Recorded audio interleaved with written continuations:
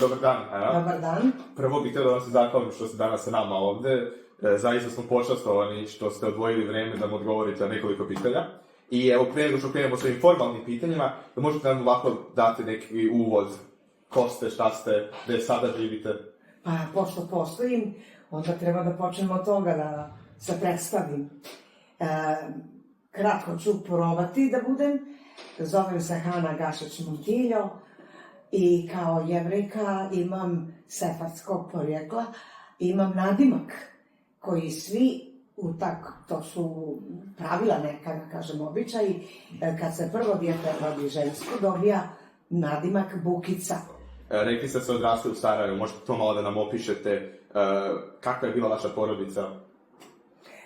Pa, moja porodica, ona je bila jedna građanska, zanatska porodica. Mama je bila nezaposlena, mada je završila osnovnu školu i završila je domaćičku školu, što je za žensku populaciju u to vrijeme bilo dovoljno školovanja. A tata je završio krojački zanat i naravno radio je kao krojač cijeloga života. Znači, mi smo bili u tim nekim, ajde da ne kažem siromašnim, svakako nije bilo, nikada nismo gladovali. Da ne govorimo sada o ratnom stanju, ali govorimo o porodici kao takvoj prije rata. Znači, imalo se u svakom pogledu da ja kao dijete dobijam sve što mi je moguće da se dobije, i hrana, i odjevanje, i taj građanski nivo. Kada pogledam neke slike, vidim mašne na kosi, kaputički, dvoretnih sa dugmićima istaknutim. Tako da je bilo baš moda, a pošto je tata bio krojač, on je bio na svoj način i stilista i znao je da sve od materijala iskoristi, da tako se lijepo ponašam kad sam u šetnji nekoj. Mama je bila prava domaćica, vrsna kuvarica, dobra drugarica u jednoj zajednici jevrejskoj gdje se jako gajila ta kultura hrane, ishrane. I ona je jako prednjačila u tom pogledu, učestvovala je u svim našim okupljanjima u Sarajevu povodom praznika, povodom nekih događanja, vjenčanja i tako dalje. Svugdje se ona nalazila da organizuje, a i ona da učestvuje u spremanju obroka. Što sam ja naslijedila, što je meni sada u ove godine imidž neki postignut time što znam jedno 20-ak jevrejskih specijaliteta koje ja, kada me neko zamoli ili zatraži, bolje reći, ja to rado prikažem. I imam i tu veliku gomilu recepata koji su čisto sefardskog tipa. Znači, to što se tiče moje mame, ja sam bila i prvo dijete, drugo dijete u mojoj porodici je bio moj brat Rafo. On je 43. godine rođen, znači 3 godine poslije mene. I eto, sticajem okolnosti, preživjeli smo rat, to je sada druga priča. A što se tiče o karakteristikama roditeljske, odnosno porodice roditelja mojih, nisam upoznala, ja sam je malo upoznala, ali brzo je nona Hana otišla u Izrael, preselila se u Izrael 1948. Tako da ja kao 8-godišnja djevojčica nemam neki taj feeling sa bakom i sa dedom, nisam naravno ni poznala. Deda je umro 1942. godine u toku Drugog svjetskog rata. Tako da je s te strane malo okrnjeno moje veze sa porodicom Montiljo, budući da, eto, se tako desilo da sam ostala bez bake, koja je na svu sreću živjela u Izraelu. Boga mi, doživjela je 96 godina, nona Hana. Ostala braća i sestre moga tate je tema za sebe, ali to možemo naknadno da popričamo. A sad malo više o vašim roditeljima. Po čemu njih najviše pamtite? Pa najviše pamtim, tato je bio veseljak, to odmah da kažem. Volio je društvo, volio je komšiluk, volio je da se pokaže kao kavaljer. To je ovako, kad bi bio 8. mart, koji bi bilo u ono vrijeme itekako cijenjeno i poštovano. On bi nakupovao buketiće zumbula ili ovih narcisa i stavio u torbu, da mu njegovi drugari ne vide kako se ono premio. I onda kad dođe u Gornju Manđinu, gdje smo stanovali na Bjelavama u Sarajevu, on od kone do kone, od komšinice do komšinice i svako je buketić cvijeća za 8. mart i tamo naravno dobije čašicu rakije. I tako kada dođe do kraja i kad se vrati kući, mama kaže, opet si se napio. Zato što je pomiješao sve te rakijice kod svih kona i kad je došao kući, on je već bio onako malo... Bilo tu dosta kuća. Bio je veseljak, inače volio je lijepo da pjeva ili lijepo je pjevao, imao je fini bariton i znao je lijepo da pjeva te španske sefardske pjesme koje se eto tako i sačuvaše s obzirom na to da je bilo nekolicina poput Pate koji su bili u prilici da emituju, da izvode te pjesme. To su uglavnom bile romanse koje su Sefardi povukli iz Španije, bježeći ispred inkvizicije španske. Tako da je to ostalo, oni su svi mislili da će da se vrate u Španiju, iako je to bilo gotovo neizvodljivo. Pjevao je i uživao. Radio je kao krojač sve vrijeme, što privatno, što u radnji svoga gazde. Nije imao svoju radnju, ali je uvijek radio kod nekoga. I 49. godine se zaposlio u Narodno pozorište Sarajevo kao krojač. I tu je bio opet nekako njegovu kreaciju isticao time što se lijepo odnosio kada su kostimi trebalo da budu ukrašeni nekim aplikacijama. I onda je on to dobio da radi i to je naravno bilo vrlo uspješno, glumce treba zadovoljiti, bilo operske pjevače, bilo dramske, bilo baletske, svejedno, u svakom slučaju sarađivao je sa njima i znao je na taj način da stekne veliko povjerenje i društvo onih koji nisu kao oni, znači tu su neki reditelji, scenografi, pogotovo kostimografi u pozorištu, dugo je radio do svoje penzije. I naravno sama krojačka radionica koja je imala petoricu muškaraca. Bila je muška krojačnica i ženska krojačnica.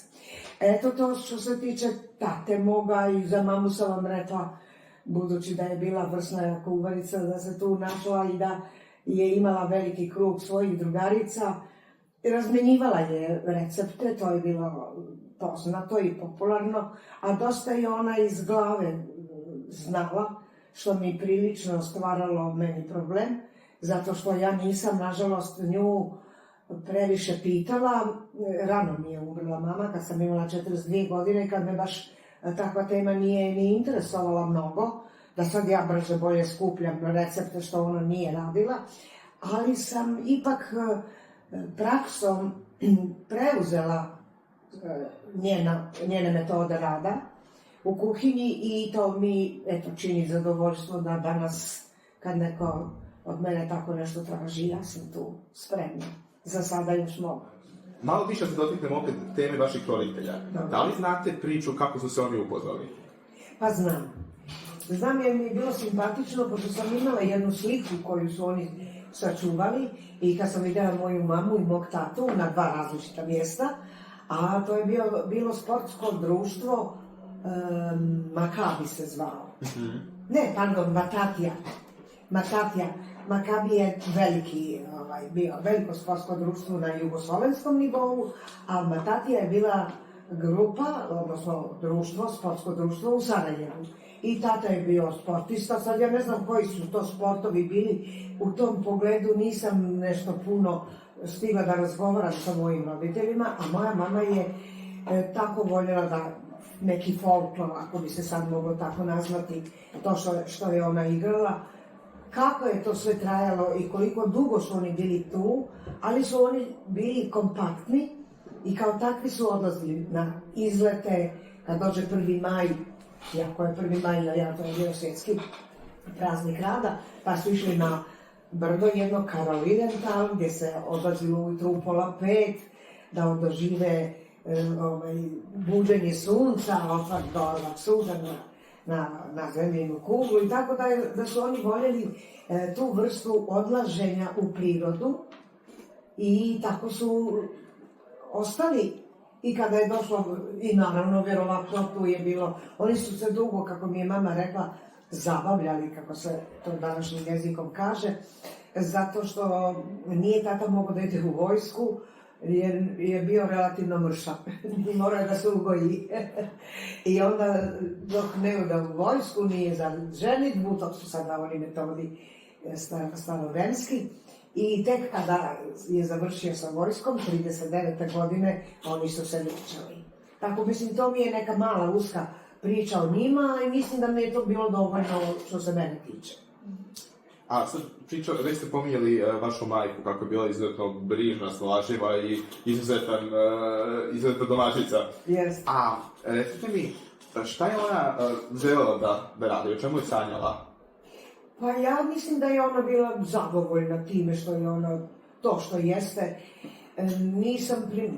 Nisam primijetila u odnosu na, recimo, malu okolinu našu, to su sve bile nepismene žene, dobre duše, mislim, komšiluk u pravom, bukvalnom smislu riječi, ja kad kažem riječ komšiluk, ja stanem mirno.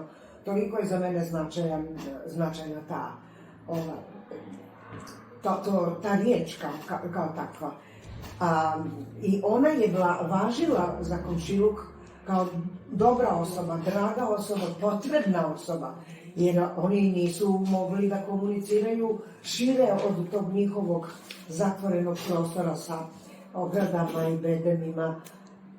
Muslimanski živalj je ženski, pogotovo u ono vrijeme se još nosile one starinske zarovi i feređe, tako da su, poslije valjda neke 50. godine, tako, toga ne znam tačno na pamet, kada se ta nošnja nije baš zabranila, ali vjerovatno i jeste, uglavnom prestali su da nose, ali dimije nisu nikada skinuli, jer ja sam, kad sam otišla u Beograd, one su imale dimije na sebi, što znači ta tradicija niko ih nije dirao, to je kućna varijanta, niko im nije smetao, niko im nije branio, a mama je u tom smislu, što pitaš, kako je ona doživljavala sebe kao ličnost.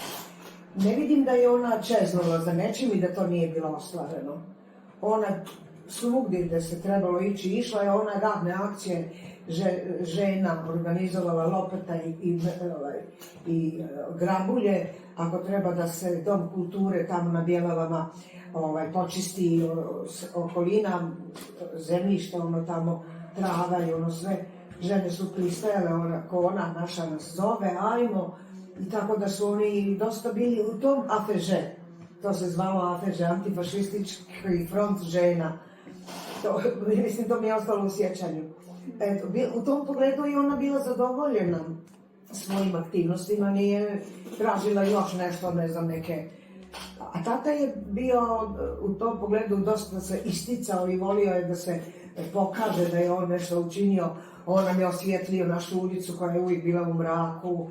Tamo tabla jedna je stavljena jer se tamo nalazila preko rata štamparija, naravno skrivena za vrijeme Drugog svjetskog rata, i to je tabla stajala baš kod naše kuće, na našim vratima, i tu je znala, na primjer, da sijalica crkne, sijalica prestane da radi, i moj tata nazove elektrodistribuciju i oni sutradan dođu i promijene sijalicu. Znači, i on je naravno u nekom momentu doživio tamo neki taj orden koji je on dobio za tu aktivnost u SSRN, Savez socijalističkih republika, tako nekako se to zvalo. Bil je i to na tom lokalu, što bismo mi danas rekli, aktivan. Či i majka i otac Da. svuda bili aktivni. A sad, A da ne, izvini samo da to kažemo, da ne govorim u jevrejskoj zajednici. to ćemo se dopetni. Ajde, dobro, to će da. Recite mi, evo sad, kad smo već krenuli priču o vašem ocu, ta krojačka radnja u kojoj je on radio, možete malo više nam kažete o njoj i kakvu ona vrednost ima za vas? Pa dobro, to je jedno, da kažem, kultno mjesto koje bi ja tako mogla nazvati, ali u mašti mojoj, jer ja naravno nisam stigla da vidim tako nešto, nisam upoznala. Posle rata se ta radnja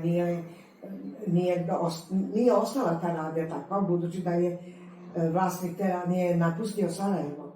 Tako da to imovinsko-pravne odnose su meni nepoznate, ali u svakom slučaju ja tu radnju držim kao kultno mjesto, jer je da te radnje nije bilo i vlasnika te radnje, niti bi moj tata bio spašen, ali tako ne bi ni mi bili kao porodica sačuvana.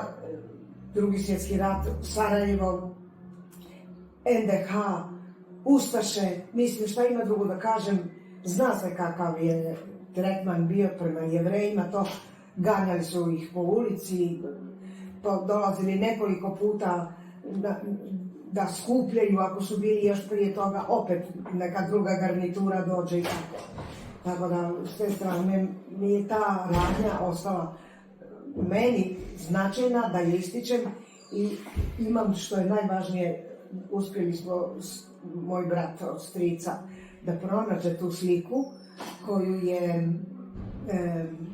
koju su sačuvali vlasnik i njegova ekipa radnika ispred toga salona slikama.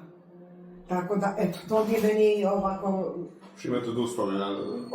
Držim to kao da mi je bajrak neki, kao da mi je to je ono što je praktično dio mene ovako u životu, da doživim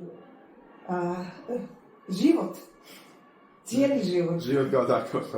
A sad, pomenuli ste u više navrata naselje Bjelave. Jeste. I sad, ako sam ja dobro razumio, vi ste bili jedni nemuslimani u tom naselju. Možete malo više nam kažete o životu tamo? Kako da ne? Ta ulica je Gornja Manđina. Mala ulica koja je paralelna sa velikom ulicom koja je bila, sad se zove Pehlivanuša, koja se tako zvala i prije Drugog svjetskog rata, a posle toga se zvala Vuka Karadžića.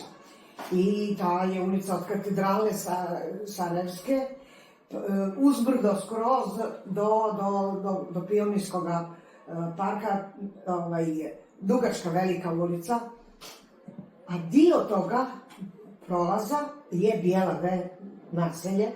Tu je postoji i ulica, ali ona je na drugoj strani, s druge strane brda, pošto Sarajevo je brdovito, sa jedne strane brda, s druge strane, tako da taj dio Bjelava je nama bio, kako bi rekao, kao dvorište naše. Svi smo mi to doživljavali kao neko dvorište. Tu je bila pekara, tu je bila berberin je bio, krojač moj tata i još neki. Tako da se tu svašta dešavalo, ono što bismo rekli, neki čvor za lokalnu sredinu.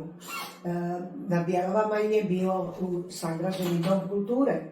I taj dom kulture je vrlo značajan, jer tu su dolazili i umjetnici, i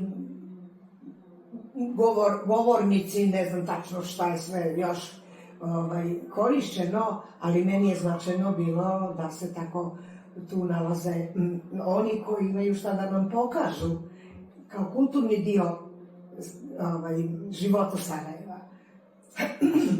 Tu, ako možete da se otkrite malo više odnosa sa vašim komšijama, napomenuli ste ga, ali ako možemo malo da zađemo dublje u to. Sad, to naselje Bjelave, ono se ovako prostire malo šive, ali ulica koju sam napomenula i od Vuka Karadžića do naše ulice, to su bili uglavnom živalj muslimanski. Međutim, bila je jedna porodica Hrvata, hrvatska porodica, i jedna slovenačka u Donjoj Manđini i bila je jedna pravoslavna, kako su tada to kazali. Međutim, ta pravoslavna se brzo odselila, tako da ja nisam doživjela kontakt sa njima, ali budući da pričamo o muslimanima, odnosno o muslimanskom življu, one su nama bile kao da smo rod rođeni. U svako doba dana i noći se ulazilo kod nas, mi smo imali tada jedini mi telefon, žice su se vukle specijalno da bismo mi imali telefon u našoj kući. Kad god je nekome nešto trebalo u pola 11 noću, oni će da dođu da telefoniraju, što znači mi smo stalno bili sa našim komšijama. One su nama puno značile jer one su nas doživljavali kao ljude koje treba paziti, koji su komšije. Kad su njihovi praznici, 2 Bajrama, jedan Ramazanski, drugi Kurban Bajram, na primjer Kurban Bajram je onaj koji se obilježava time što se zakolje ovca i svi oni koji zaslužuju da dobiju komad tog mesa bude darivan. Mi smo obavezno dobijali od komšiluka i to se onako zaredalo kako ko je imao materijalnih mogućnosti, da li ovca od 20 kila ili tako nekako. Uglavnom smo mi poprilično od njih dobijali te komade mesa kao darivane za druženje kao stanovništvo sa kojima oni druže sa nama. A Boga mi, rekla sam malo prije, i moj tata i moja mama su uzvraćali. Kad su naši praznici bili, uvijek smo imali šta da nosimo. Imala je jedna važna ličnost koju još nisam stigla da napomenem, a to je mljekar, pravoslavac, Srbin, koji je 5 kilometara udaljeno od Sarajeva, u brdima, Grdonj se zove to brdo. Imao je svoje imanje, imao je kravu i on je svakog petka valjda dolazio u Sarajevo i meni donosio za mene preko rata, znači krijući se, on je sam bio kao Srbin u opasnosti da dolazio je rano ujutro oko 4:30 i da donese litru mlijeka za mene, jer ja preko rata nijednu koricu hljeba nisam imala, ali tu šolju mlijeka je moja mama od nedelje, od petka do petka čuvala da ima za mene i drobila je u mlijeko kukuruzu, kako su oni to zvali. To naravno što bismo sad rekli proja, to je proja. Moj tata bi govorio, pa to nije proja, to je melšpajz, kolač. Kad staviš jaja, kad staviš sir, kad staviš kajmak, a ono je bila voda i kukuruzno brašno. Ja preživjeh tako rat, ali sve to zato govorim što je taj seljak nama to znao da čini, a njegova slava je bila 27. januar, to je Sveti Sava. I pošto je Grdonj, tamo je on okupljao svoju familiju i sve, obavezno je zvao mamu i tatu, a moja mama bi spremila kolače. Naravno, kolačići su bili one male kiflice, to je bilo sve skromno, brašno i tako, pa ono uvaljeno u šećer, malo oraha unutra u sredini, tek toliko da se osjeti da je kolač. I sada mala anegdota, to je događaj za nas, kada mama napravi taj kolač za nas. I tad mama napravi da bi ponijela kolač tamo. I tata moj ulazi gdje je mama skriveno držala taj kolač, tata ga pronađe i on u usta stavi taj ruskita, stavi taj kolač, a mama prilazi, a tata žvače, nemoj to da mi uzimaš te kolačić za ljubav. Tako malo španski, malo kombinacija kolačić za ljubav, nije mogo da se sjeti kako se kaže ladino, nego onda da ljubav, to je dovoljno. To je jedan vrlo brižan odnos bio vas i komšiluka u principu. Da, a oni su bili pozvani i to je trebalo pješačiti. Skoro, ja sam išla isto nekoliko puta na tu njihovu slavu, to se i jelo i pilo, mislim, pa su se takmičili ko će se napiti, to je najvažnije bilo šta će sad, to je mrlja bila, to nisu bile neke rakije koje bi sada značile, ali svejedno, oni su se tamo oko stola pa da se naslone, pa spavaju neko vrijeme, pa se probude, pa nastave, a mi kao djeca, moj brat i ja gledamo, opet će se tata napiti, kako ćemo se vratiti kući? A tata veseljak pa je njima pjevao tamo, bili su dragi gosti njima, gospodin i gospođa, tako su ih zvali, a mama je moja voljela da se i na taj način oduži, trebalo je doći hodati i sve to. Eto, ne znam da li je to otprilike dovoljno. Sputno. Sad bi prešli već na početak rata. Kako je rat uticao na vašu porodicu, na posao, sigurno svakodnevni život vaših roditelja? Znate iz njihovih priča? Pa samo iz njihovih priča, naravno, ja ništa nisam zapamtila. Odnosno, ja vidim današnja djeca već oko 3,5 godine, 4, puno stvari drže u glavi i mogu da rekonstruišu neke svoje događaje iz tog života na najmanjoj radosti, godištima. A ja nisam došla do 5. godine, dok se nije rat završio, moja pamet nije držala ništa u glavi, osim priče koja je naknadno došla od moje mame.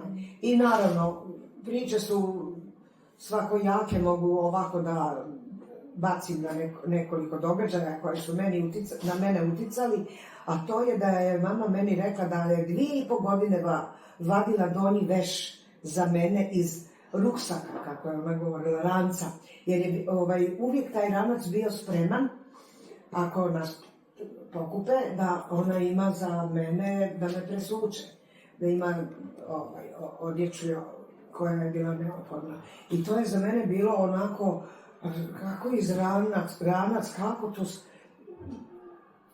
nekako nije se uklapalo u kućni ambijent življenja, a živjelo se tako što nije više bilo kućnog ambijenta zbog opšte situacije, ali ipak, hvala Bogu, ostali su kući. Zahvaljujući opet spasitelju našem, koji nas je štitio sve vrijeme, uvijek je bilo tu njegov utjecaj, mogu o njemu da govorim sada ili malo kasnije. To ćemo poslije. U svakom slučaju, to je ono što se tiče kako su se oni ponašali. Tata je radio privatno kome je trebalo, onoliko koliko je mogao, koliko se moglo, koliko je traženo bilo, jer uvijek ima mušterija kojima je potrebna pomoć, te vrste prepravke. Ne zaboravimo da su se kaputi presvlačili tako što se opori sve i ispegla i ono što je bilo s unutrašnje strane okrene se i postane novi kaput. Tako da, prosto, takve vrste prepravke je tata sve to vrijeme rata obavljao. Također, pantole, kako su govorile moje kone, šile su se pantole, a tata je, zahvaljujući tom salonu, krojačkom salonu, radio u njemu i tamo su se šile untercigere. Untercigeri su one dugačke gaće koje se oblače ispod vojničke uniforme.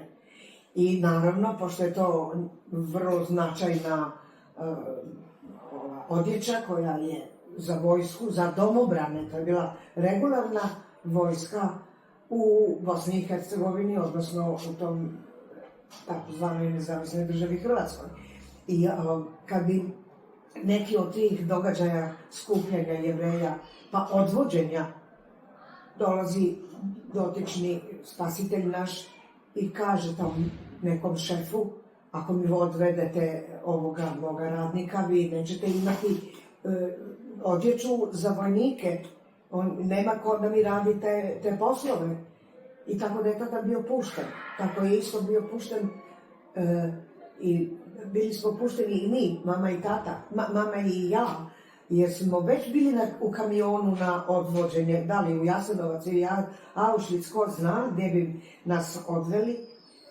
Brže bolje do Kona u našoj ulici dobija obavještenje, došli su po nas, a mi u kući, a ona kaže tom domobranu, Ustaši, nema ovde Jevreja, nemojte ih tražiti, prije 3 dana su već bili, pa vi ste ih sve i već i odveli.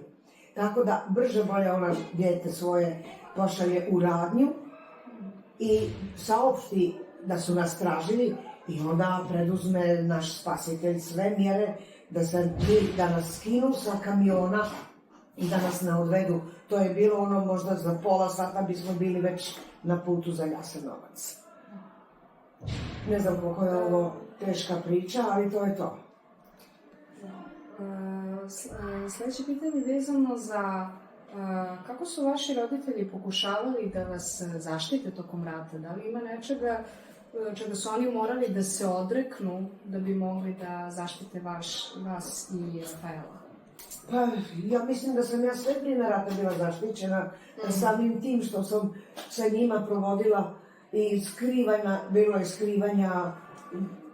Tata je moj zajedno sa njegovim bratom drugim koji je također bio jedan od onih koji su se spasavali od našeg spasitelja, pa sa krova na krov, to su male kuće na Bjelavama, i kada se popnete na tavan, pa iz tavana izađete na krov, sa krova na krov se može da pola ulice prođe. I tako pobignete od onoga ko vas ganja, a ganjaju ovi koji došli službeno, pa po ulici, ako vide da nisu uspjeli, vrate se. Mislim, nije tu bilo neko istirivanje do kraja, a i malo sreće u svemu tome je naravno i tekako bilo potrebno. I dobar komšiluk koji je čutao, nije odavao to što se dešavalo u njihovom saznanju. Pa, ja također znam i za priču da je vaša majka morala da proda venčanicu. Da. To je odmah na samom početku rata bilo. Oni su imali veliku svadbu, ne znam koliko sam stigla da kažem, već ranije da su oni dugo godina bili zajedno. Mislim, družili se, to su bila druga vremena, ali tako. Tako da je bilo vjenčanje svečano. Ne znam kako je mama rekla, da li je rekla 19 automobila je bilo u koloni, to je bilo baš onako svečano. A ja imala je divnu vjenčanicu sa šlajerom dugačkim, ja sam tu sliku imala, ne znam zašto nam je ona nestala, ali to je, nema je nigdje. Sa divnim velom i dugački, tako da su dvoje djece držali taj veo, ne veo, nego pelerina spodnjeći, u prilaženju u sinagogu za vjenčanje. Tako da je to bilo i ta slika stoji tu, divna jedna krašen san. Tata je bio sa leptirmažnom, frak, odijelo, da li je bilo frak ili je bio onaj crno odijelo, bijele rukavice, ne obučene, nego ovako držane sa strane i naravno ona poza, već kako to može da biva, kao inače i posle rata su se tako ljudi spremali da idu kod fotografa da se slikaju i onda se naravno svi pripreme i frizure i garderoba i sve to. Fotolisac je bio poznat koji pravi divne slike za uspomenu i dugo sjećanje. Tako da je moja mama tu haljinu čuvala, ali nije dugo čuvala jer je posle 2-3 mjeseca shvatila da ona ima svoju vrijednost i prodala je jednome za, kako je ona rekla, 4 kile kukuruze, šiht sapuna, šiht, to je onaj komad sapuna za pranje veša, to je onaj jaki sapun sa sodom dugačkom, i da li je bilo još, i grumen soli, jesam rekla, grumen soli, šiht sapuna, i pa to je, i 4 kilograma kukuruze. Te 3 stvari ona dobila za tu vjenčanicu, sve i za njenu i za tatinu. Mislim, prodavalo se, to je ono što je mogla da prodaje. Neke velike zlatnine, bar meni nisu poznate. Posle rata i kad su mi roditelji umrli 80. godina, nije bilo nije bilo zlatnine, kako da kažem, nisu bili bogataši, pa da se sada sve ulagalo u zlato, kao što to obično biva kod porodica. Ali svejedno, u svakom slučaju, i ovo je bilo dragocjeno što sam rekla. Sad bi se isto i fokusirala na mamine sestre. Znači, vaša majka je imala 4 sestre. Tako je. Da li možete da nam nešto ispričate o njima? Pa, ne volim to kada počinjem sa pa, ali izgleda da tako to je poštapalica koja se ne može izbjeći. Mama je jedina koja se udala za Jevrejina. 2 sestre koje ja nisam nikada upoznala i koje su odvedene u Đakovo, a Đakovo je bio logor, sabirni logor za žene i djecu. Znači, nisu bile, i radni logor je bio, umiralo se naravno, kao i svim logorima, ali nije bio logor smrti kao što je Jasenovac bio. Ubijanja je bilo zato što su bili neposlušni ili tako, mislim, iz tih razloga, a najgore je bilo kada dođe zarazna bolest.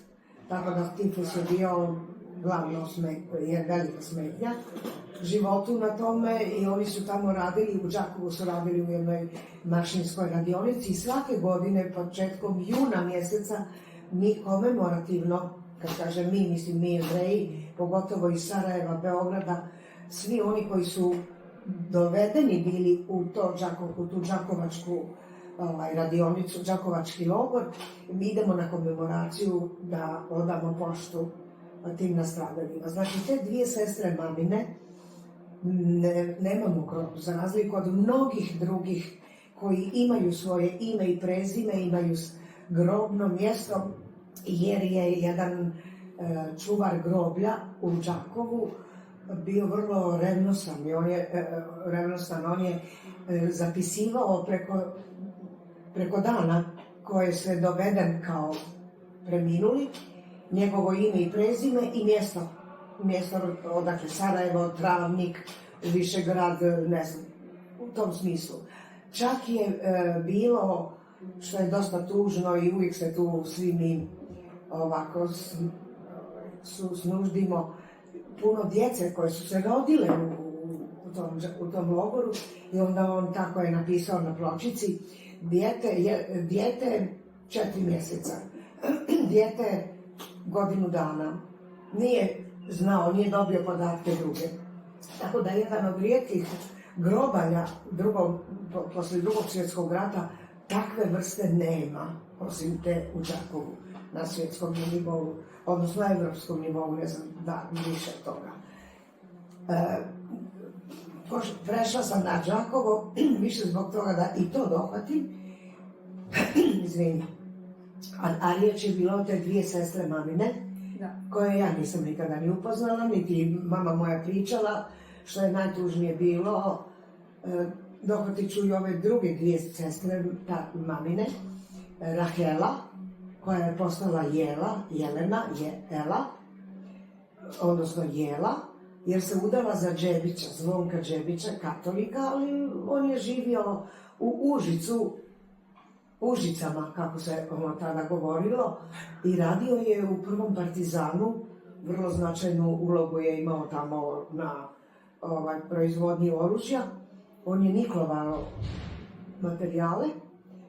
Dakle, to je jedna mamina sestra i mi smo odlazili posle rata u Užice kod njih. Oni su ostali živi, ona je ostala živa. A druga sestra je Rivka, koja je sve vrijeme rata bila u Sarajevu. I ta Rivka je bila Refika. Ona je bila udata za muslimana i iz tog braka imala je 2 djece. Kćerku stariju od mene 4 godine i sina mlađeg od mene 3 godine. Ona je po kućama njemačkim, ustaškim, šta je mogla, to je radila, ali kao Rivka nije, nego kao Refika. Radila, prala stepenice, merdelj, bez basamake, kako se to govorilo, to je tako bilo. One kuće Uđerice, ili je prala veš, ili je tako. Preživljavala je zajedno sa svojom djecom. Djeca su dobila tifus, mama moja ih je obilazila po cijenu rizika, nije prezala da bi donijela hrane, jer sve teško donosilo, bolest je opasna i onda svako je izbjegavao, ali mama je bila hrabra, nije htjela da djeca, pogotovo što su dvoje djece bili, tako da su ostali živi. Sada bi se više fokusirala na očevu braću, na vaše stričeve i na njegove sestre. Kako su oni, nažalost, stradali tokom rata i koliko je njih bilo koji su poginuli, koji su bili odvedeni? Pa da, velika i tužna priča da nije bilo moga brata od strica najstarijeg, koji je prije svega vrlo temeljan u takvim istraživanjima i on je sve napisao i sastavio spisak tih braće i sestara moga tate i njihove porodice. Koliko bi to bilo za mene blagodet, odnosno imala bih tako veliku porodicu da su ovi svi živi ostali, a to je 27 ukupno je ubijeno u Jasenovcu.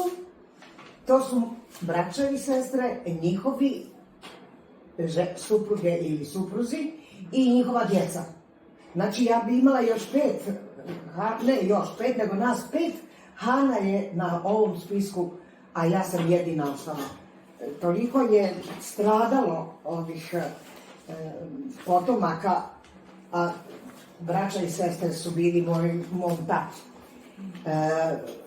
Šta drugo da kažem, svi su nastradali u Jasenovcu, odvedeni u etapama, zavisno kako se koga domoglo od ustaša, da li su bili uspješni ili ne, ali u svakom slučaju odvedeni su bili u Jasenovac i po saznanju moga brata od strica koji je to sastavio, nisu odlazili dalje u te neke logore, recimo Auschwitz i neke druge logore, nego se sve završilo na tlu Hrvatske, odnosno nezavisne države Hrvatske, to jeste u Jasenovac. To je to. Dobro. Što se tiče braća i sestara moga tate. Dalje, što bismo spomenuli jeste kako ulogu imao u vašem životu gospodin Gabor Perkušić? Da li biste mogli nešto više da nam kažete o njemu? Pa svakako, on zaslužuje veliku pažnju i veliku zahvalnost, naravno s moje strane. Nažalost, nikad ga nisam upoznala. On je spasio nas kao porodicu. On je nosilac medalje pravednika među narodom. Ta medalja pravednika je uvedena 61. valjda godine, kad je Yad Vashem odlučio da u Yad Vashemu, ustanova Yad Vashem u Izraelu, da se nagrade, da se istaknu oni dobri ljudi koji su svoj život stavili u rizik, a spasavajući Jevreje. Mnogo je bilo takvih, a u Sarajevu je za sada utvrđeno, mislim, 47 takvih nosilaca medalje pravednika. Među njima je i Gabor Perkušić. On je vlasnik bio krojačkog salona u kojem je radio moj tata. I vrlo je važno naglasiti kako je on imao ulogu kao vlasnik radnje da spase ne samo moga tatu, nego i porodicu njegovu, to jeste moju mamu i mene, a poslije i moga brata, pa čak i još nekolicinu u nekim od trenutaka brata moga tate i tako. Ali najvažnije, na osnovu podataka koje smo raspolagali, moj brat i ja, tamo negdje 98. 9. godine, Yad Vashem je odlučio da budem posthumno, mu je dodijeljena medalja za pravednika među narodima. Nažalost, kad kažem nažalost, 45. godine, kad se rat završio, on je napustio Sarajevo, on je bio u situaciji da se premišlja da li da ostane ili ne, to po priči mojih roditelja, budući da je naravno sarađivao sa vlastima ustaškim, jer kako bi drugačije mogao da bude spasen i moj tata i moja porodica, odnosno moja mama i ja sama, i ostali kojima je Gavro uvijek bio kad je nešto trebalo, a trebalo je. Tako da je on procijenio da je bolje da se on izmakne iz Sarajeva i vratio se u rodni grad. On je 61. godine umro, tako da tu medalju pravednika ja mislim da je dodijeljeno njegovoj sestri, to ne znam tačno. Nisam uspjela ni od moga brata da saznam, jer je i on preminuo u Izraelu.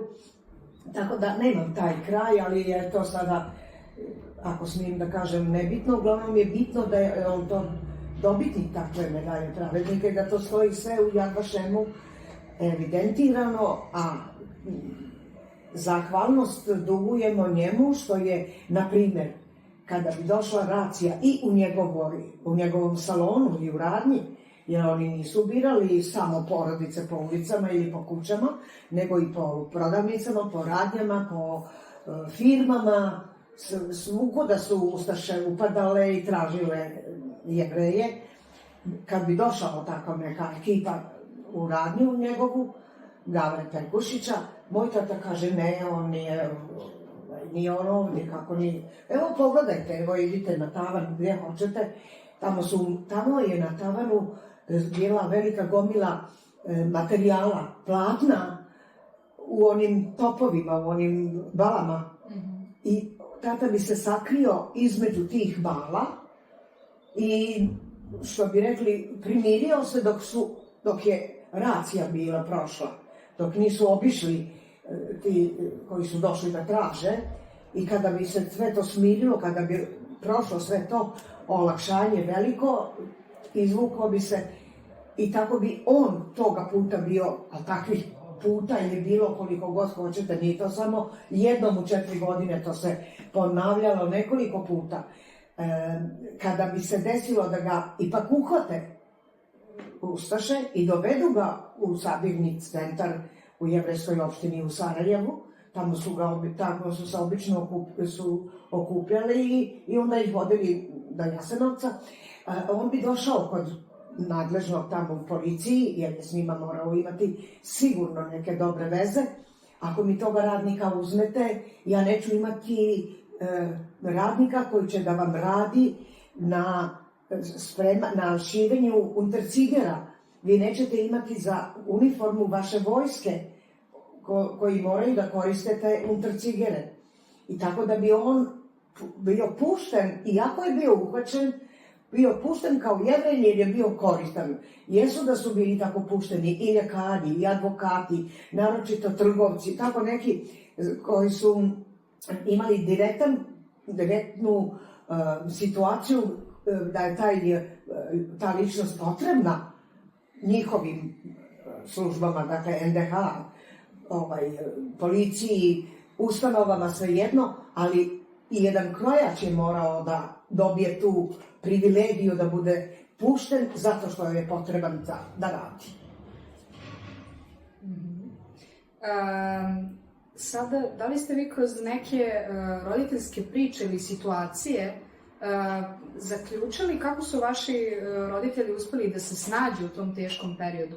Naprimjer, spomenuli ste, vaša majka je bila jedina obrazovana žena u svom naselju, jedina pismena, to je sigurno njoj donosilo neke prednosti. Bez sumnje, ona je bila vrlo cijenjena u našoj ulici, koja je prilično, nije ona tako dugačka, velika, kako je bilo brojno stanje ovih naših komšinica i komšija, i svi su oni jako voljeli moju mamu i moga tatu, svi su oni uvažavali njih kao Jevreje, bez obzira što su, da kažem, neuke, što su nepismene. Ipak srce i duša drugačije reaguju a kada nekoga volite, kada nekoga poštujete, kada vam neko znači u životu, a mislim da je njima značio u životu i moj tata i moja mama.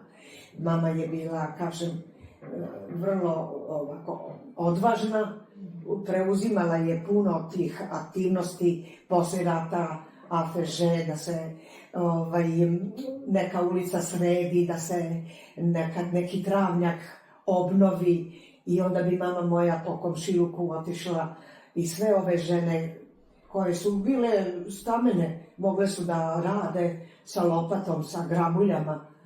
Iako su bile u dimijama, nije to nikome smetalo, one bi sa mamom na čelu došla na taj prostor i to obavile i to im je bila zahvala. Moj tata je isto tako bio vrlo spreman da pomaže u svakom pogledu kada bi on dobio neki zadatak od te lokalne samouprave, pa bi čak dobijao i on neke zahvalnice, neke medalje za njegovu aktivnost. Na primjer, ako mogu da napomenem, u našoj kući, odnosno pored naše kuće je bila tajna štamparija KPJ, Komunističke partije Jugoslavije, i sve vrijeme rata je ona radila da bi moj tata uspio da obezbijedi kod tadašnjih vlasti, poslijeratnih, da se tu postavi tabla o tome. I ta tabla je uvijek imala sijalicu, svjetlo, da se pali onda kada se pale ulično osvjetljenje. Ako bi se desilo da crkne sijalica, tata okrene telefon, elektrodistribucija, pravac, sijalica se promijeni. Mislim, jedna vrsta sitnica neka, ali ta sitnica je njemu značila da se to obavezno održava, da to ne bude zaboravljeno i da to niko ne dira. Eto, to su ovako neke sitnice koje živo znače. Sada bismo se prebacili na posle rata. Da li se sećate tog završetka rata? I šta je to značilo maloj Hani? Na primjer, kako je izgledalo to buđenje tmurnog Sarajeva? Kako je izgledao vaš život, vaše porodice, komšija, prijatelja? Kako je to izgledalo? Pa ja pretpostavljam da se puno pričalo, pošto je 6. aprila 1945. godine zvanično Sarajevo oslobođeno. Znači, prije toga, na primjer, sam Beograd je već 20. oktobra 1944. oslobođeno. Znači, već se pričalo o tome kako je kraj rata, kako je kapitulacija na pomolu. Ali u Sarajevu je 6. aprila avijacija bila na nebu. Mama moja vrišti, oslobođenje, a ja sjedim na maloj onoj šamrli i gledam u nju kako može oslobođenje, a sa vriskom, taj vrisak mi je i dan danas u ušima, da se ona tako raduje, a vrišti. I to je jedino što ja od ratnih dešavanja pamtim, bukvalno. To je meni uzano u sjećanje i to držim, eto, kao makar nešto, nažalost, kao nešto, ali u svakom slučaju vrlo simbolično da je to obilježje kraja rata. Da. A poslije rata to je druga priča. Da, mogu da zamislim kako je izgledalo oporavljanje svih stanovnika, pogotovo, naravno. Sljedeće, kako su se jevrejski praznici obeležavali u porodici Montillo? I koji je vama omiljeni praznik? Da, pa teško mi je odgovoriti na to posljednji dio pitanja koji je najomiljeniji. Sada kad sam ovako zrela i prošla sve moguće načine obilježavanja praznika od, neću reći skrivenih, tajnih, ali skromnih obilježavanja. U početku su tata je bio vjernik, ako mogu tako reći. To se naravno podrazumijevalo. Uvijek je on petkom uveče Borsellino, šešir i pravac u hram i templ, kako smo to u Sarajevu govorili, i on je prisustvovao molitvama. Tako je naravno nastavljeno i poslije rata. A tada poslije rata je ipak to sve bilo samo tradicija da se sačuva. Znači on je odlazio i vraćao se zato što tako se nastavlja život. Nije htio da to prekine. Ali sami praznici nisu bili, da kažemo, onako veličanstveno obilježavani. mi smo odlazili u našu zajednicu, jevrijsku opštinu, gdje su se takvi praznici drugačije obilježavali, odnosno sa svim načinima koji se mogu priuštiti u takvim uslovima skromnosti, sa nekim, da li je večera ili neki objed, neka sitnica i naravno običaj je naravno bio da se određena molitva čita bez obzira što nisu bili svi Jevreji pobožni, čak i mi, odnosno moj tata koji jeste samim tim što je odlazio na bogosluženje, ali sve ostalo se prilagodilo načinu života, okoline i nije im teško padalo, po mom mišljenju, da se adaptiraju u tom pogledu. Što se tiče tradicije, intimno su oni to obilježavali, na primjer Hanuka praznik koji je vrlo drag i nama djeci uvijek značajan. To je paljenje svječica, 8 svječica. To na drugi način se može još pričati, ali je nama bilo važno da moj brat i ja prisustvujemo tom paljenju. Svaki dan je po jedna svječica više paljena. Mama je imala poseban svječnjak, Hanukija koja se zove, a tu Hanukiju je tatin brat koji je limar bio po struci i koji je također spasavao Gavro Pekušić ponekad, napravio sa malim, kako bih rekla, šoljicama, malim filđanima sa uljem unutra. Filter, fitilj je stavljen da se natopi ulja i onda pali se. Kao danas svijeće imamo, možemo da biramo na koji način hoćemo, ali tada u toj skromnosti života nije se ništa trošilo, nego ono što ste imali u kući samoj, i tako se kod nas u kući palilo i čitali smo naglas, ima jedna divna melodija koja se pjeva kada se pali ta svječica. Ja tu svječicu i dan danas držim kod kuće, ne baš tu svječnjak ne, ali taj običaj držim, volim da to, jer je praznik svjetlosti i po tradiciji treba da se stavi pred prozor, osvjetljeno, da sav komšiluk koji tu da prolazi vidi svjetiljke koje svijetle svakog dana sve po jedna više. I tako da ja to, imam taj nekakav poriv koji volim da to istaknem. Ne pretjerujem po mom mišljenju, ništa drugo, nego samo to da se zna da u ovoj kući tako nešto, tih dana, 7 dana, 8 dana zapravo, se pale svječice. I moj najdraži praznik, mogla bih da kažem i sam Purim. Purim je jedan vesel praznik, kada je priča je već poznata, ali da je ja ne ističem sada. U svakom slučaju, kraljica Estera je spasila jevrijski narod, kada je svome mužu, kralju, rekla da se sprema pokolj jevrijskog stanovništva, i onda je kralj zabranio tu vrstu hajke na Jevreje, i tako je jevrijski narod ostao spasen. Taj se praznik veselo proslavlja. To se dozvoljava i jedenje, i pijenje, i maskiranje. Ja sam voljela da u tome uživam, jer na svoj način smo imali prilike da dođemo do kostima. Tata moj je radio u pozorištu, kao što sam rekla, pa ja sam radila jedno vrijeme u pozorištu, pa smo mi donosili kostime, pa smo dobijali nagrade. Madame Butterfly sam igrala, pa sam dobila sa mojim mužem, on je bio onaj Pinkerton, kapetan. Hoću da kažem,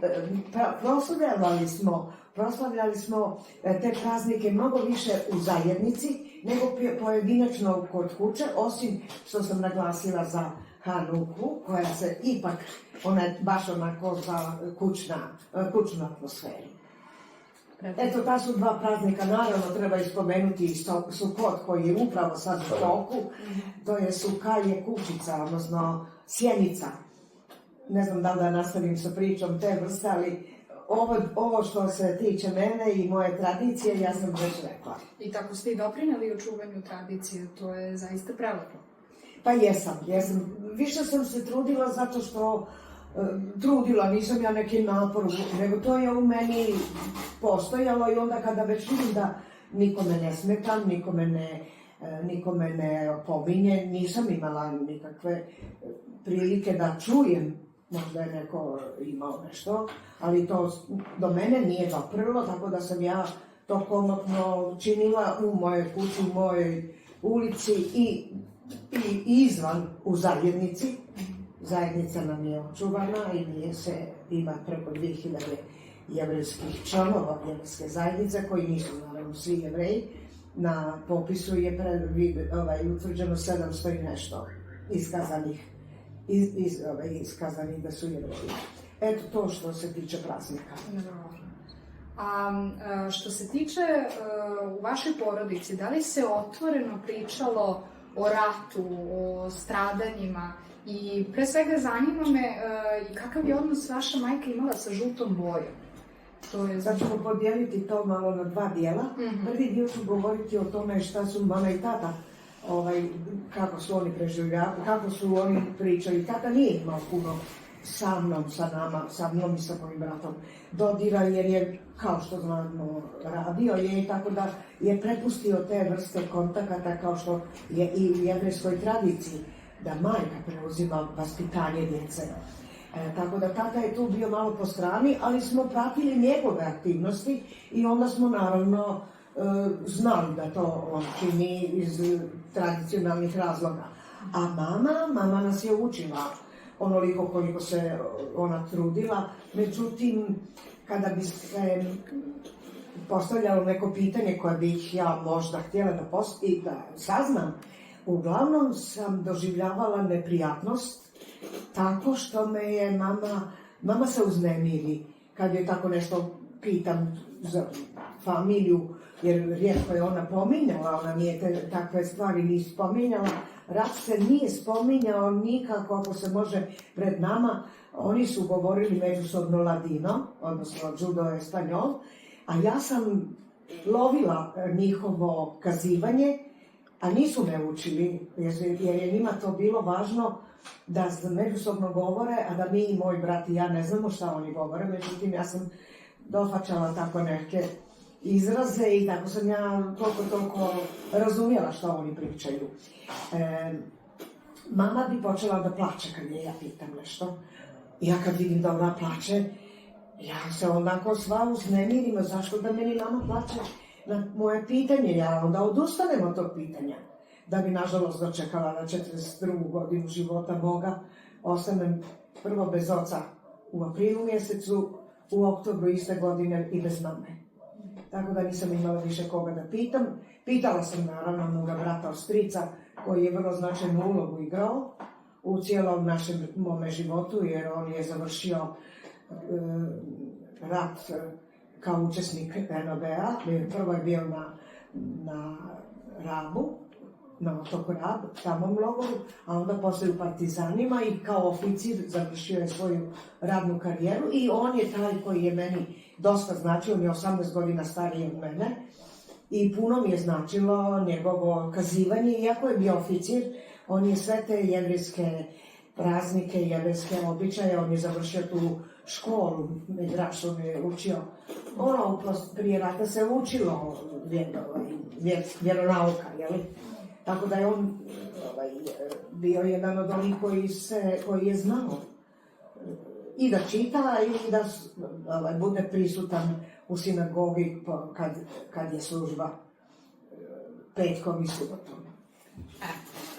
Sada bismo se prebacili na odnos vaše majke sa žutom bojom, zašto bi izbjegavali i njih htjeli da je nosi. Da, jako je značajno to, zato što je žuta boja i obilježje bilo propisano na traci koja se stavlja na ruku, na lijevu ruku ili desnu, nije bitno. U svakom slučaju bila je obilježena svaka osoba jevrejskog porijekla i pored toga slovo Ž na grudima. Bez toga nije se smjelo izlaziti iz kuće i biti među svijetom, jer je time narušeno zakonom propisana obilježje Jevreja, svakog Jevrejina u NDH, u nezavisnoj državi Hrvatskoj. Moja mama, jako je teško tako označavanje za nju bilo, do te mjere da je ona jako gledala da ja nikada ništa na sebi nemam žute boje. Zabranila mi je, nego uvijek se bunila kad sam ja nešto htjela da nemam pojma da li je džemper ili šta. Ne, to je žuta boja. I ja sam to tako primila, više da je ne uvrijedim. Nisam imala taj dojam da to nešto znači ručno. Bar ne u ono vrijeme kad sam ja tako zanovjetala i hoću da nešto imam što baš je žute boje. Važno mi je bilo da mami ispunim želju, da to ne nosim, jer je to nju teško. Ona je osjećala strašnu nepravdu, što mora biti obilježena, što nije ista kao i ostali, što su je stavili na vidjelo njeno porijeklo i njen odnos prema sredini u kojoj živi drugačije. Šta drugo da kažem, to je ono što teško, subjektivno je to sa mamine strane bilo, nekome možda to nije toliko teško padalo, a njoj je, baš sam to primijetila, da mi je u priča govorila, pošto je sve relativno malo priče bilo, ali i to malo koliko mi je kazivala, kad ih mogla da kaže, kad se ne bi zaplakala. Inače, kada ja postavim neko pitanje o njenim sestrama ili tako nešto, ona meni počne da plače.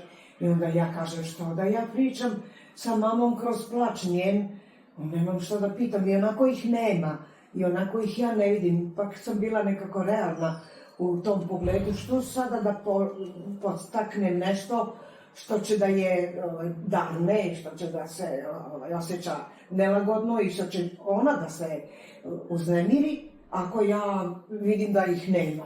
Mislim, racionalno razmišljanje, tako da nisam insistirala, što mi je poslije jako žao, što nisam ipak bila malo upornija i možda malo taktičnija, da joj neka pitanja postavljam koja ne bi nju direktno tangirala, a dala bi mi odgovarajući odgovor koji bi mi za neku situaciju što bi meni značilo da dobila informaciju, ali eto, to sad je ostalo, tatu nisam puno pitala, naprotiv, nisam čak ni razmišljala o tome, ipak sam bila okrenuta ka mami, a naravno poslije u životu imala sam koga da pitam i učene ljude i literature i tako dalje, to je već druga priča, ali ta priča u porodici je sa mamine strane meni bilo prikraćeno zbog načina života i svijesti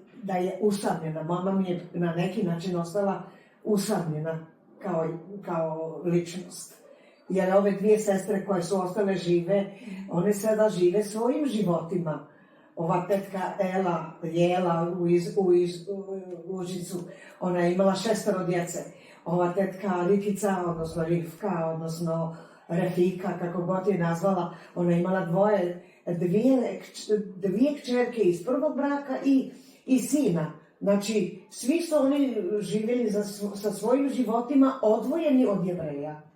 Ništa ova tetka Ela u Užicu nikada nije spominjala da je Jevrejka, a praktično sa jevrejskog aspekta gledano i po Tori, Jevrej je onaj koji je rođen od majke Jevrejke. I tetka Jela i tetka Rikica, odnosno Refika, su Jevrejke, htjele one to ili ne. Ne mogu da se odreknu toga, tako da s te strane, ali one nisu živjele jevrejskim životom. I kada njihove porodice, odnosno njihovi sinovi, kćerke, imala sam prilike povremeno ponekada da se nađem sa nekim od tih mojih rođaka, od tetke Jele iz Užica, On ne doživljava sebe kao Jevrina, iako mu je majka, ovo što sam već malo prije ispričala, on živi sada životom, čak više nije prihvatio ni da je katolik, jer je otac Zvonko Đebić bio. On drži naravno prezime Đebić, ali on je pravoslavac. On se opredelio na pravoslavnu vjeru. Da. A što se tiče danas, da li ste ikad imali priliku da posjetite svoju Nona Hanu u Izraelu? Pa ne. Nona Hana je otišla u Izrael, preselila se u Izrael 48. godine, 49. kad su bile velike alije, velika useljenja u Izrael iz cijeloga svijeta, pa naravno i iz Jugoslavije. To je bilo dozvoljeno, s tim da se samo može podnijeti prtljag od jedan kofer ili tako nekako. Ima sav imetak druge prirode, znači nekretnine, sve ostaju državi Jugoslaviji. Tatin brat, jedan od preživjelih braće, znači taj onkl Leon, kako ga ja sam zapamtila, je poveo sa sobom svoju majku, jer je ona živa bila poslije rata i sa njim je živjela. A drugi brat koji je također ostao živ, to je taj Limar, koji je isto se selio u Izrael. On je zasnovao novi život u Izraelu, svoj život jemenski, odnosno izraelski. A ovaj onkl Leon je već poveo sa sobom drugu ženu iz ovog spiska koje sam vam pokazivala, zato što se oženio i imao je drugu ženu i njih svi zajedno su otišli u Izrael. Kada je bilo govora o tome da li ćemo i mi da idemo, odnosno da li tata i mama su naravno također razmišljali, ali su se premišljali. Tata je već radio u pozorištu kao krojač, imao je nekako život stabilniji u Sarajevu, nije imao potrebe da iskaže taj cionistički poriv, da kažem, toliko da bi sada zaputio se sa dvoje djece i ženom u tim godinama. Bili su otprilike na klackavici, da li da ili da li ne, da bi na kraju odlučili da ne odu u Izrael, jer je njegov brat Leon, gdje je Nona Hana s njim, sa kim je Nona Hana živjela, rekao nemoj da se usudiš da dođeš, ovdje bi radio, pošto je Izrael odmah krenuo sa fabrikama, sa industrijom i burno su napredovali kao država. Treba ćeš raditi u fabrici stalno da svih 8 ili 10 sati radiš lijevi rukav jednoga sakoa ili desne noge, pantalona, mislim malo karikiranja je bilo.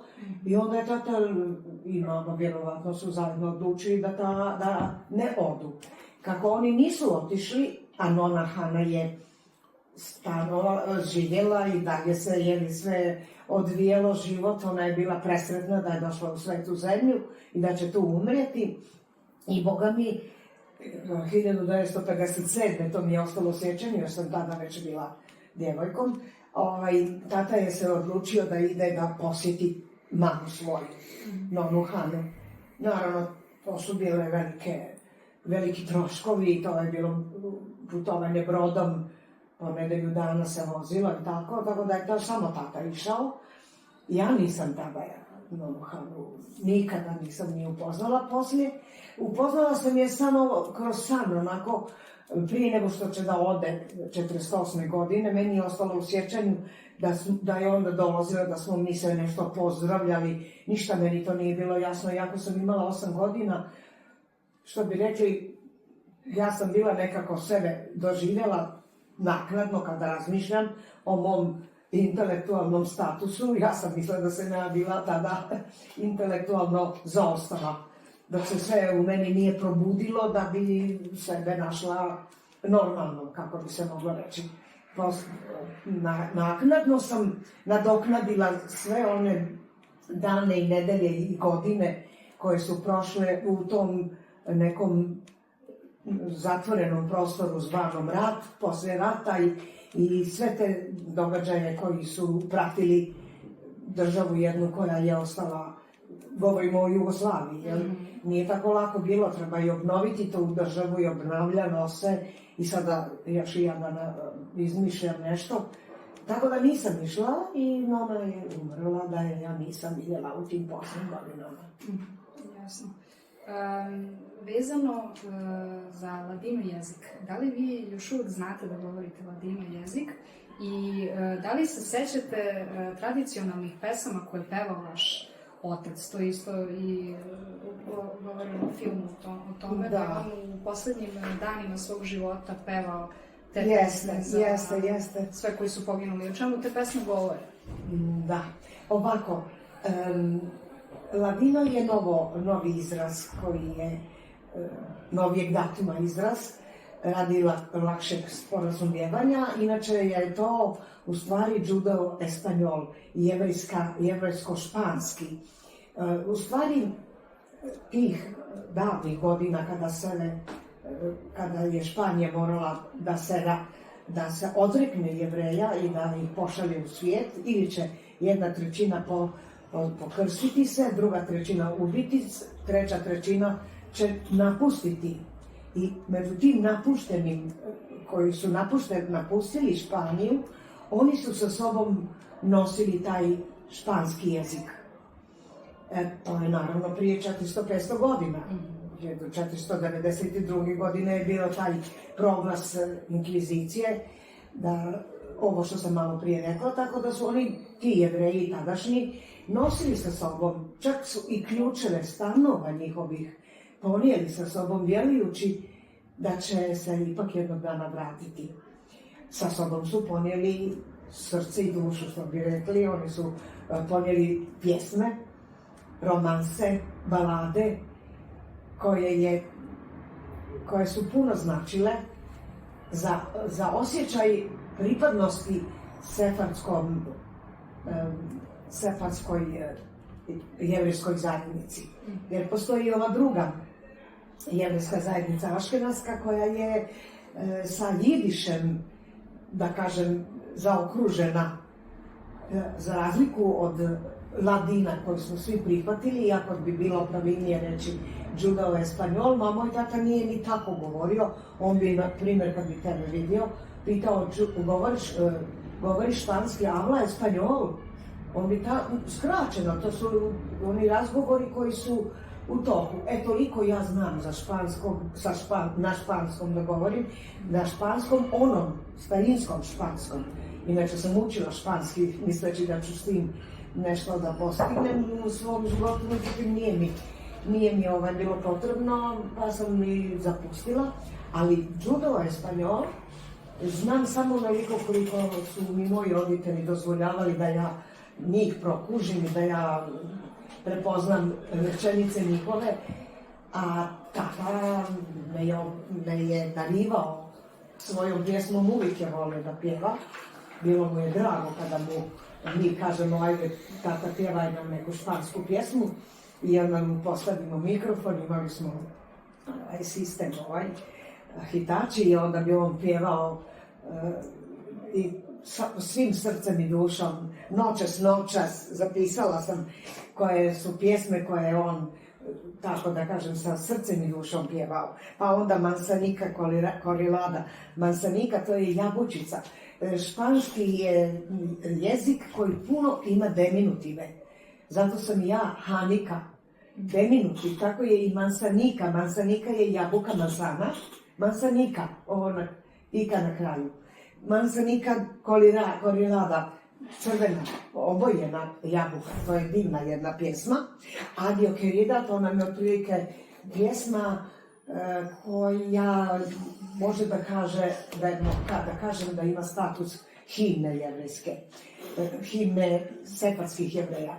Međutim, riječi te pjesme su prilično okrutne.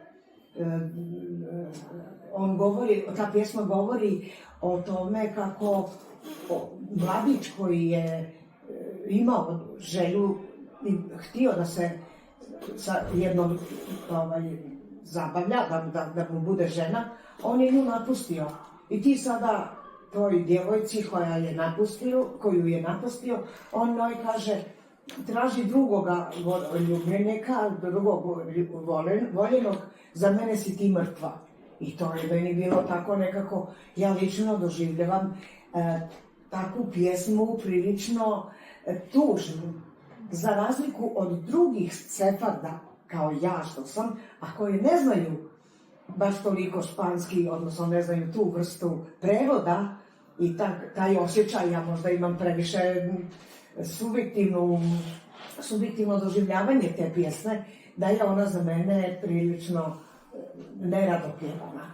A ima i drugih pjesama koje se rado pjevaju, su se rado pjevali, sad više ne znam, a to je zahvaljujući Flori Jagodi, koja je Jevrejka iz Bosne i Hercegovine, konkretno iz Vlasenice. Ona se preselila u Ameriku i ona je, zahvaljujući životu u Americi, jako forsirala i na svoj način sačuvala sve te romanse, balade, kako god ih nazvala pjesme, i sama je neke stvari komponovala i rado pjevala. Živjela je do skora, doživjela duboku starost i tako širila na fin i kvalitetan način, znači školovano, kćerke su školovale se, imala je sastav. Hoću da kažem, na svoj način je uticala da sačuva to malo ladino jezika koji se moglo sačuvati, jer nove generacije dolaze, ne vidim sudbinu pozitivno, ja mislim da će se on iskorijeniti. Nije mi teško to kazati, zato što jezik je živ, on ili postoji pa ga koristimo ili ga ne koristimo, a pošto ga ne koristimo, znamo iz kojih razloga, onda više nema svrhe čuvati. Možda ovako kada se istraživački krene, ima tu sigurno finih tema o kojoj se može pisati.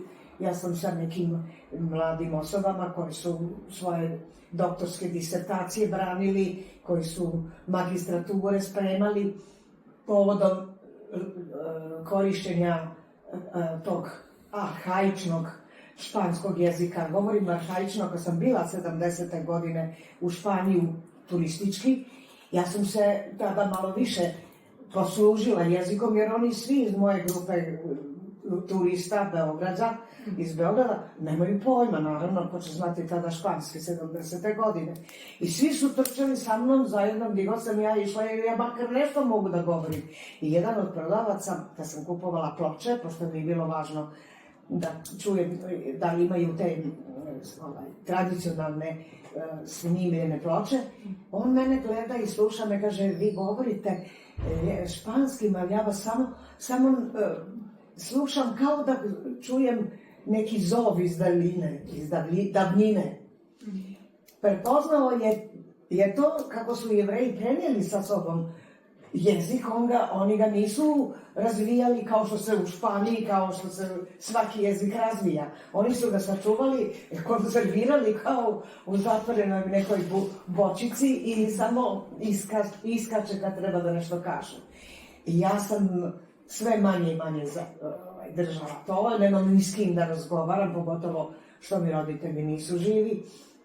A ono malo Jevreja, koliko nas ima, odnosno Sefarda, vrlo malo njih zna, a neki od tih koji znaju su u posljednjim godinama i eventualno se ja usudim sa njima da nešto malo popričam, ali to je više onako dijalog jedan kratak, tek toliko da odgovorim komu stas, muy bueno i tako dalje. Govorimo ono što se na kratko može razgovarati, znači nije nikakav, ne bih ga stavila da se ističem da znam ladino.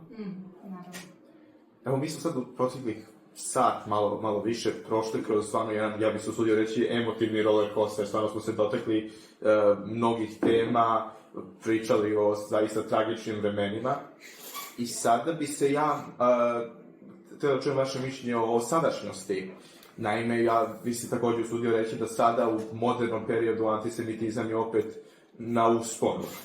I sada da li taj globalni antisemitizam što u društvenoj, što u političkoj sferi života u vama budi strepnju i da li vas podsjeća na ta neka prethodna vremena? Da, antisemitizam postoji, to je činjenica, ne može se izbjeći. To je moje ovako, to je globalno, to se vidi jako. I što je najvažnije reći, bar ja tako doživljavam, postaje moda korišćenje tog antisemitizma. Nije isti antisemitizam sada i antisemitizam između dva svjetska rata. Znamo cijelu tu priču prije drugog svjetskog rata, da je ne ističem, a sadašnji moderni, da kažem, antisemitizam je grub i pobrkanih shvatanja. Mislim da se povinuju u nekakvim političkim zbivanjima u svijetu. Nažalost, cijeli svijet je uzburkan, kao što vidimo. Nije samo u pitanju antisemitizam, ima tu puno i kako bih rekla, kraj antisemitizma.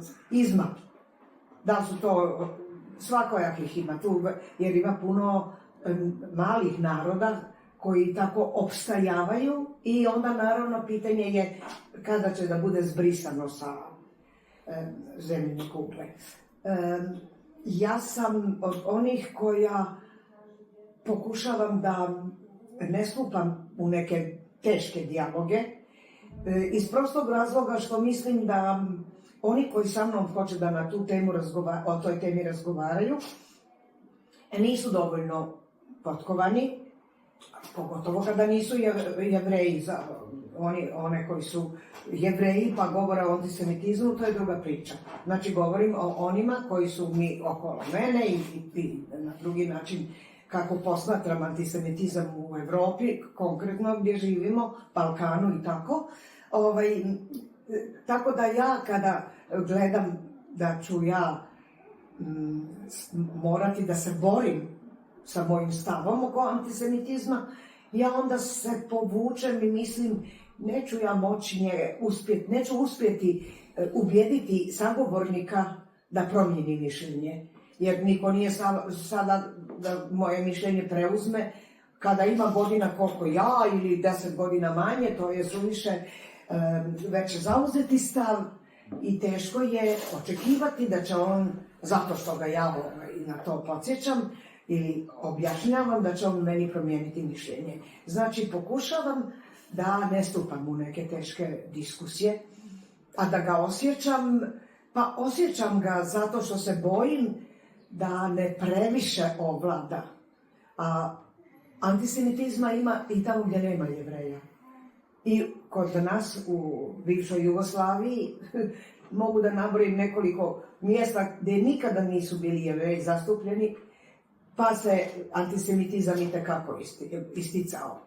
Znači, ne možemo pobjeći od te pojave, a na nama je da pokušamo na drugi način dokazati potrebu za multinacionalnost, multikonfesionalnost, etničku pripadnost, da prihvatamo svakoga koji je dobro misleći, koji ima prave poglede na život, na svijet, na očuvanje prirode, na očuvanje ličnosti, da nema tu uvreda, da nema psovanja, da nema mržnje. Mi smo okruženi mržnjom, maltene od svakog čovjeka možemo očekivati sad će da izbaci neku ružnu stvar, ružnu riječ, znači mržnja u njemu postoji, mržnja čuči u čovjeku. I to me one raspokojava, zato što mislim da će na taj način da se produži antisemitizam i da on neće biti tako lako iskorijeniti ga. I ovako za kraj, nakon svega ovoga, šta biste vi voljeli da mlađe generacije zapamte i prenesu iz priče vaše porodice? Pa, ne znam, ja pretpostavljam da će svako ko je u prilici da čuje ovu moju ispovijest koju sam sad pri kraju dovela i da će sam da se potrudi da nešto zaključi za sebe, da izvuče. Po mom mišljenju dosta mi je bilo raznih oscilacija, sinusoida, kosinusoida, sad je valjalo, sad nije valjalo, sad je trebalo da se sakrijem, sad trebalo da se pohvalim, da uživam. Znači, bolje bi bilo ako može da zapamte ono što je bilo dobro iskazano, što sam ja bila zadovoljna, što sam ja sebe dočekala u ove pozne godine, a da na svoj način nisam tužna što sam to što sam i da rado se krećem u sredini u kojoj jesam. Imam familiju, veliku familiju u Izraelu. Pored moje none, što sam je malo prije spomenula, imam ja tu puno rodbine koji su se tamo kako uselili teh prvih godina postojanja države Izrael, tako i naknadno. Konkretno, moja čerka se udala, ona je odlazila u Izrael dok su bili studenti, i moj sin i moja čerka. Sin se na svoj način vratio, smatrao je da je ovde njemu dovoljno mjesta, da suviše je jako naporno i boreći se svakodnevno u životu u Izraelu. A Tamara, moja čerka, je doživljavala sve prednosti koja je ta država njoj pružala, ne samo njoj, nego uopšte mladim ljudima ili uopšte životu. Dakle, ta jedna borba za svakodnevni život, svaka posla je bilo, sve što je okrenuto bilo ka prirodi, ka zaštiti nečega ili nekoga, ona je u tome učestvovala. I kad se udala, ostala je, nije htjela da bude u nekom Tel Avivu ili u nekoj Hajfi, ona je u kibucu sve vrijeme živjela i nije bila član kibuca kao što je njen muž bio, ali on je rođen u kibucu, njegova majka i otac su također rođeni bili u kibucu, znači to ima taj jedan kibučki nagon, poriv, ali je živjela jednim životom okrenuta prirodi. I njeno dvoje djece koje i dan danas sada više nisu u Izraelu, sad su još posle ove nesreće zločina 7. oktobra, oni su preselili u Portugal. I sad jedna mala priča oko Portugala. Zašto Portugal? Zato što je Tamara jedna od dviju država, kao što je Španija i Portugal, naknadno, posle skoro 500 godina, donijeli su zakon kojima se sefardskim Jevrejima daje prilika da se vrate u svoju domovinu, pradomovinu. I taj zahtjev je Tamara iskoristila, koju je podnijela još prije 3-4 godine i dobila je prije, recimo, 2 godine državljanstvo portugalsko, mogla je i špansko, kao što je moj sin dobio špansko državljanstvo, ali tu se trebalo, Španija je imala svoje zakone koji su se morali poštovati, da se zna ustav za španski, radno pravo, pa onda španski jezik. Tako da je Tamara išla linijom manjeg otpora, jer ona je živjela na kibucu, imala je svoju poziciju tamo onako kako je ona željela i kaže, dosta mi je da imam ja, jer je to praktično sve jedno, Evropska unija, pogotovo sada je to sve jedno isto, i ona živi sada u Portugalu i opet naravno nije ni Tel Aviv, kao što nije ni u Izraelu nije živjela u velike gradove, pa ni ovdje, niti je Lisabon, niti je Porto, niti je Coimbra. Coimbra je čuveni univerzitet, to je također fino, divno mjesto, divan grad, a jedno 20 minuta, možda i pola sata od Coimbra je jedna farma koji su je primili sa porodicom kompletno i ona sada već tako skoro 2 godine živi u Portugalu. Bila sam 2-3 puta kod njih u posjetu i eto, što drugo da vam kažem, zadovoljna sam što je promijenila, mada iz početka sve ide, ali kad su mladi ljudi puni entuzijazma i djeca tu rastu, sve to ima svoje čari, svoje svjetlosti u budućnost. To vam želim svima. Da imate svijetlu budućnost i da uživate u svojoj budućnosti. Nemojte da dozvolite da mržnja nadjačava osjećaj života, zdravog života. Ja bih se tom rečenicom sad može i najprikladnije da završimo. Pa eto, ja sam očekivala da ću, evo. Hana, hvala vam puno na izdvojenom vremenu danas i hvala vam na skupljenoj snazi da ove sve vrlo teške teme nama ispričate. Ja se zaista nadam da će sada ova priča, neka šira publika čuti vašu priču i da ćemo eto zajedno možda napraviti jedan mali korak ka nekom društvu sa malo više tolerancije, malo više razumevanja, malo manje mržnje. Hvala vam. Hvala vam.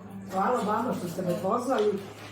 Prilika je bila da iskažem moja osjećanja, moju priču, a pretpostavljam da ćete i vi nešto od toga iskoristiti. Svakako. Pa da budem zadovoljna što sam potrošila vrijeme koje je meni itekako drago bilo da sa vama to podijelim, a nije prvi puta, nadam se da ne moram posebno da istaknem, neće valjda biti i posljednji put, a ne smete i da jeste.